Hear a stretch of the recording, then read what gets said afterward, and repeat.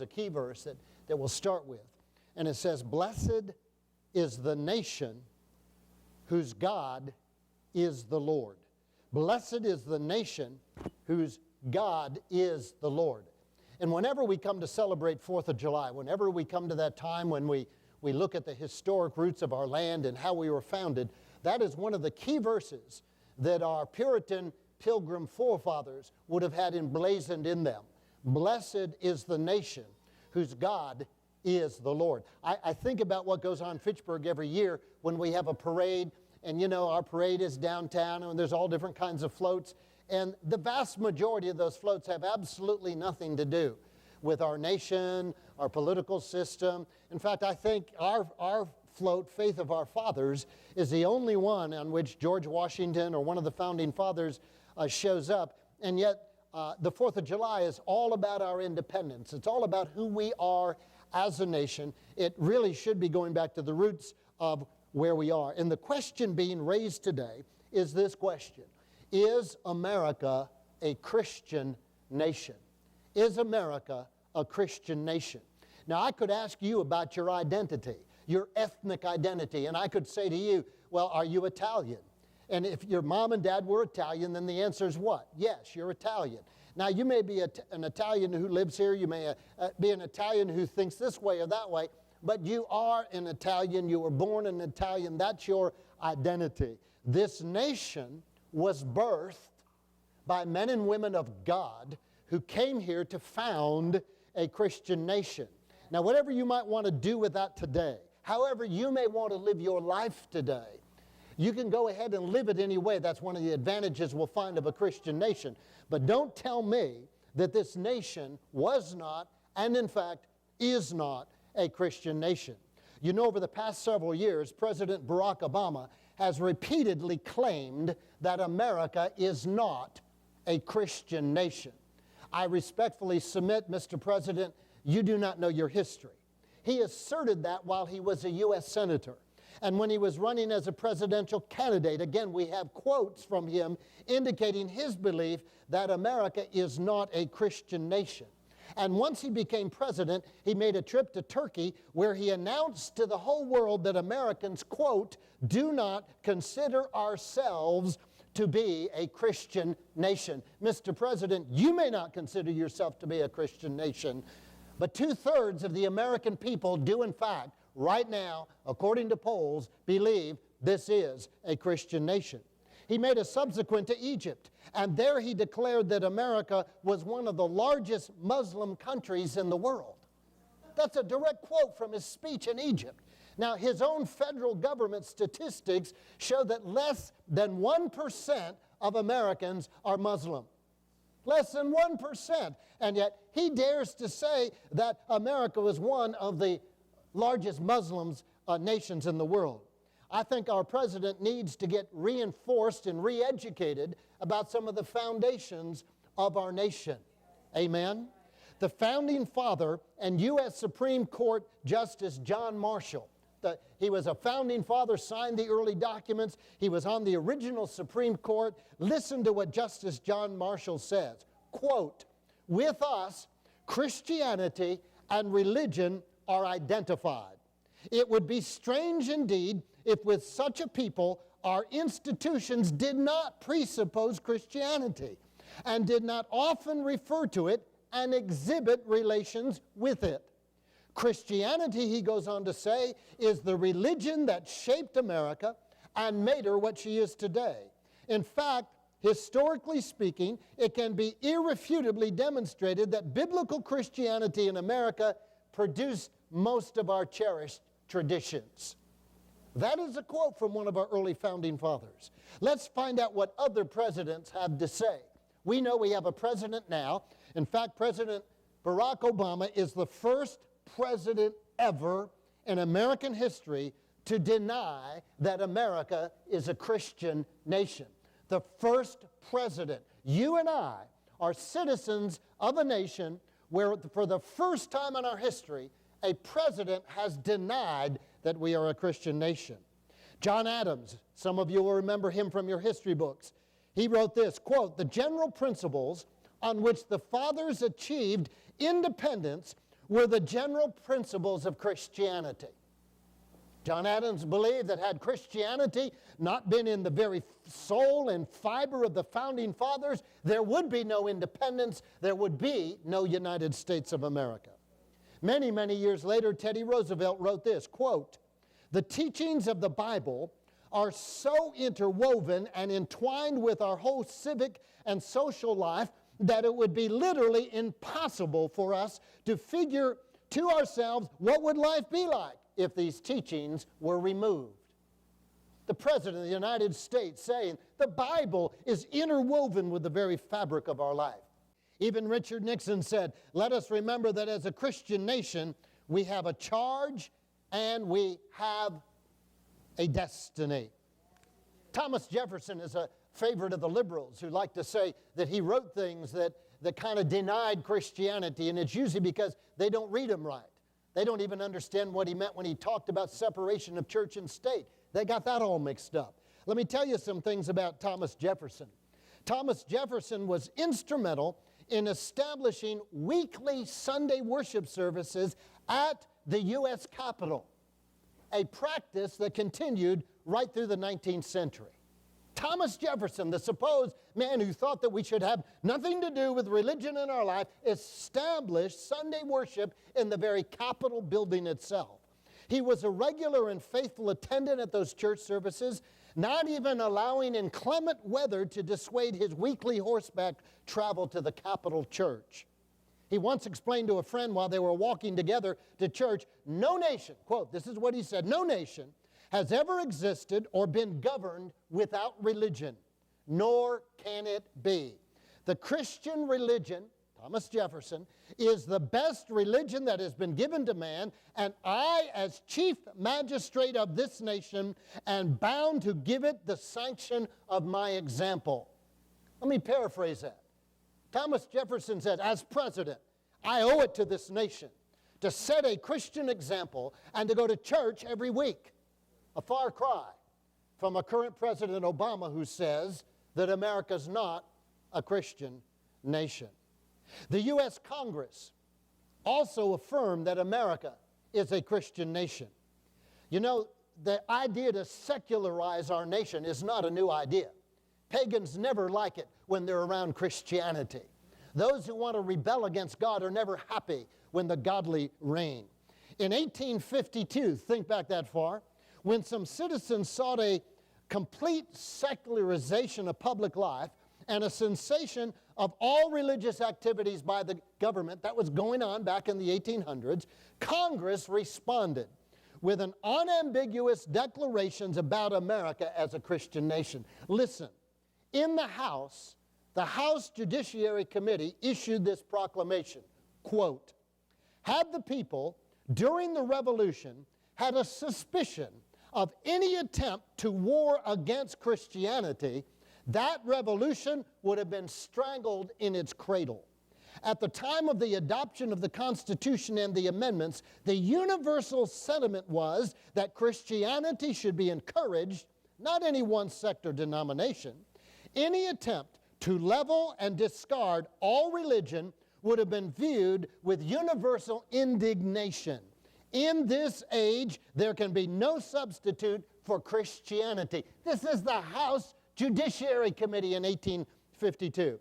Continuing, "Christianity in its general principles is the great conservative element on which we must rely for the purity and permanence of free institutions." 1800s. Our Congress said that in fact, if it's not for Christianity in this nation, we will no longer be a free nation. The Senate Judiciary Committee followed up and said this, quote, "We are Christians, not because the law demands it, not to gain exclusive benefits or to avoid legal disabilities, but from choice and education. And in a land thus universally Christian, what is to be expected? What desired, but that we shall all pay a due regard to Christianity."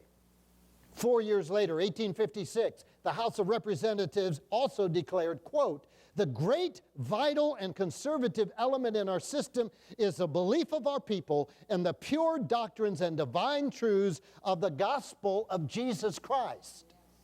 That's the House of Representatives.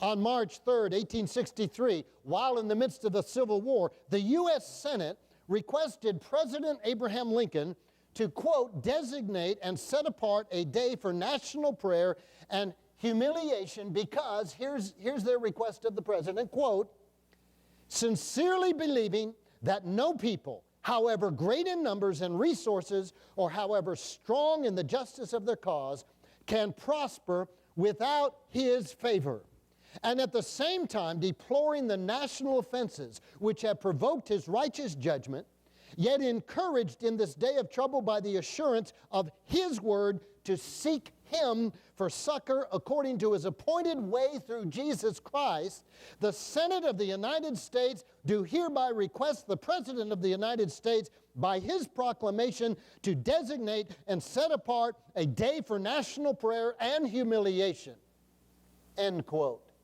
And President Lincoln quickly complied.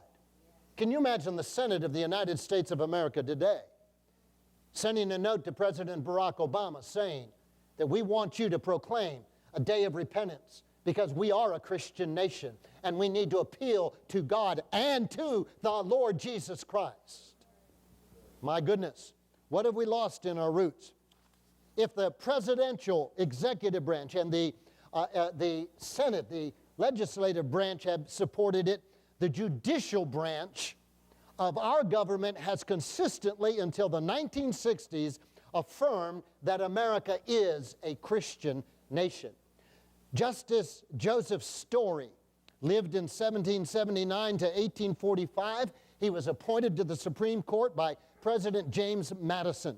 Story is considered the founder of Harvard Law School and authored a 3-volume classic called Commentaries on the Constitution of the United States. I would think that Justice Story knows the Constitution.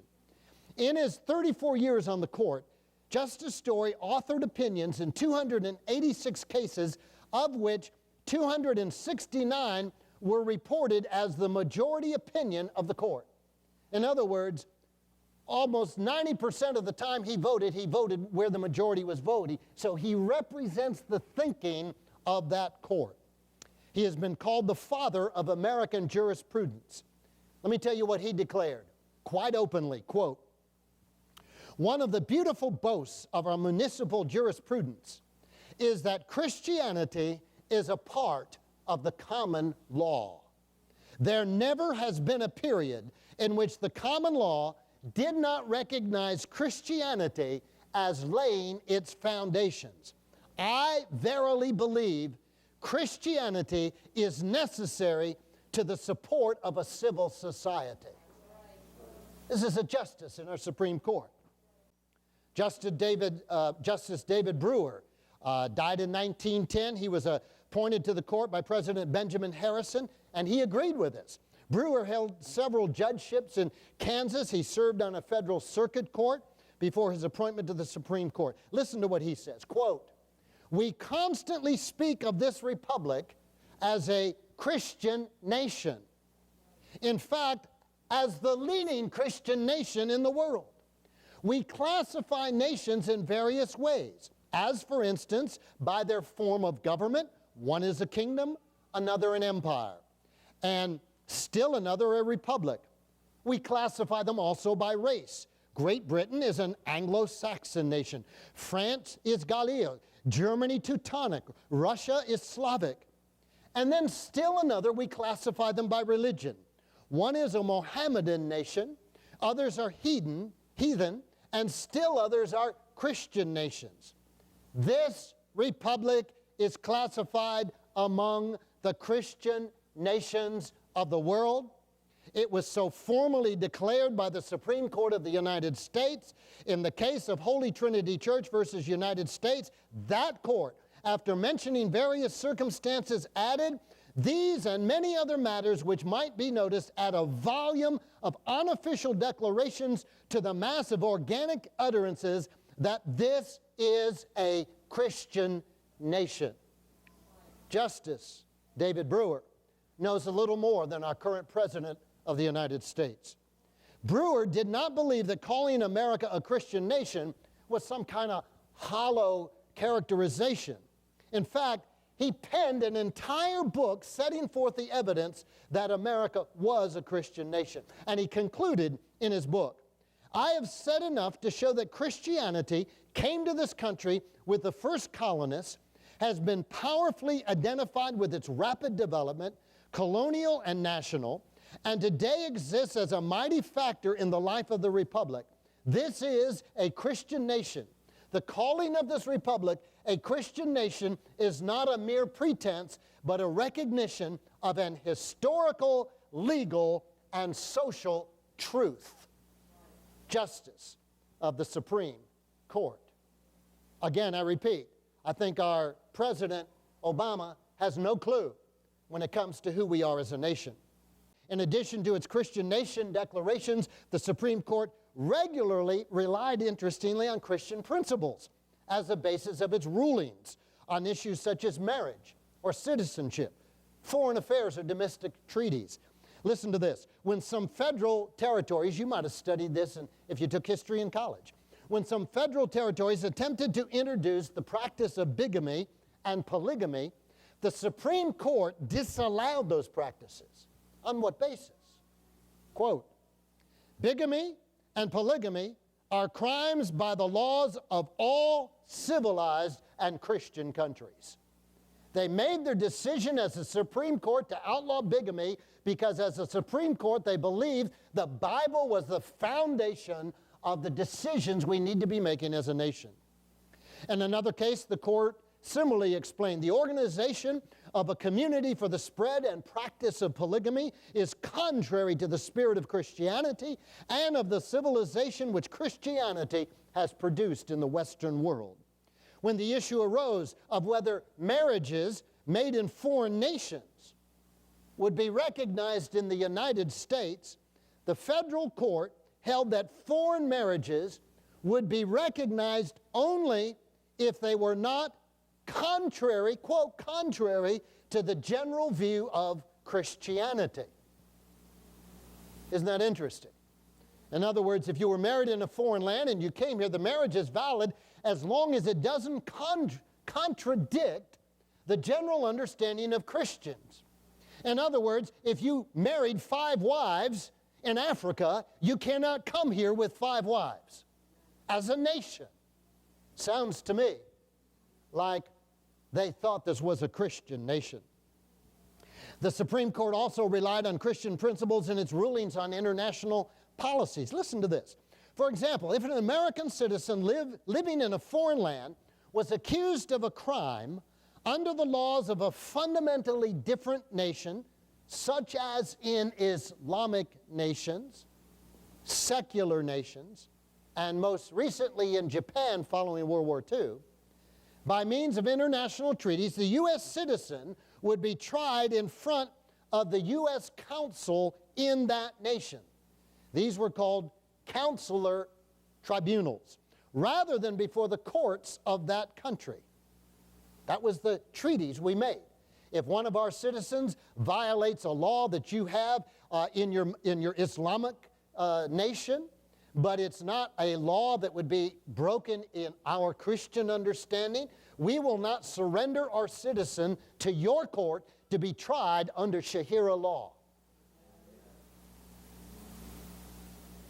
Even though it's in your country, that citizen comes into our embassy and we will protect him under international treaty. We'll try him according to our laws if he did something wrong, but we will not surrender him to Sharia law. Listen to me.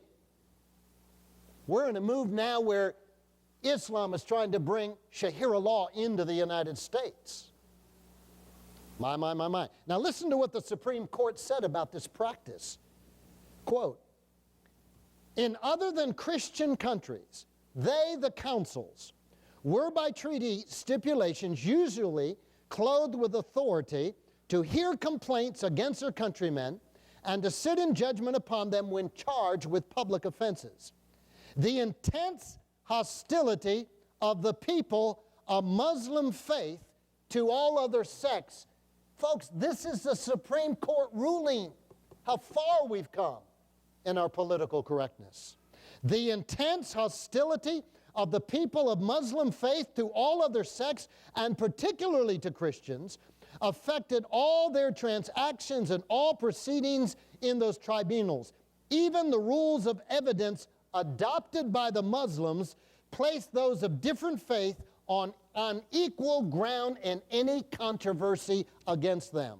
For this cause, and by reason of the barbarous and cruel punishments inflicted in those countries, and the frequent use of torture to enforce confession from parties accused, it was a matter of deep interest to Christian governments to withdraw the trial of their subjects when charged with the commission of a public offense from the arbitrary and despotic action of local officials. Treaties conferring such jurisdiction upon these councils were essential to the peaceful residence of Christians within those countries. How far we've come. As a Christian nation, even our Supreme Court said, listen, if we're going to engage with a Muslim nation or a non-Christian nation or a pagan nation, and you want to have a treaty with the United States, then this is the rule, that our people will be subject to Christian rules, not Islamic rules. Now, interesting people say, well, you know, that's not fair. There's many religions. There are many. In fact, it's the very freedom our founding fathers had about religion. It's the very fact that this is a Christian nation.